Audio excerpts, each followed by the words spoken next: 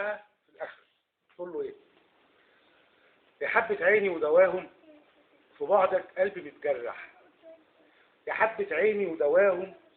سايبني لمين وهتروح، لو اعرف كنت خليتك في حضني جنبي وفي بيتك، لو اقدر كنت انسج لك بنمشي عيوني اكفانك،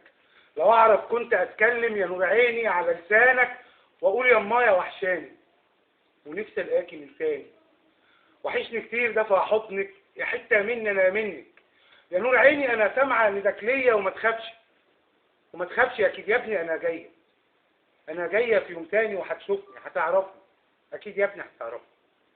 انا وانت مفيش غيرنا في يوم الدين هنتلاقى، عشان امك يا نور عيني لحضنك والله مشتاقه،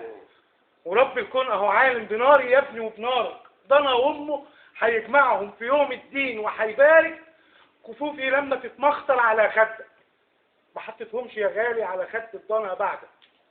ده صوتي والله متشوق يغني لك عشان ما تنام وتطمن، وقلبي يا ابني يدعي لك الهي تجعل النومه في بعده عني مرتاحه، وتديله غطا وردي وفرش يكون من الواحه، عشان ده لسه يا رب يا يوم ما شافت الدنيا وكل الناس بتشهد له وحتى الصخر في الميه، يا حته من حشايا نام وطمن قلبك الاخضر وقول له ماما هتجيني بثوب ابيض وشال اخضر، وقبل ما انسى يا غالي ابوك باعت وبيسلم وبيقول لك بلاش يا ابني في دار الغربه تتقلب، واخواتك بيدعوا لك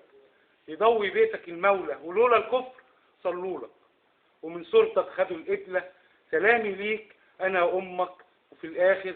هجيلك يوم يا حبه عيني يا مسافر.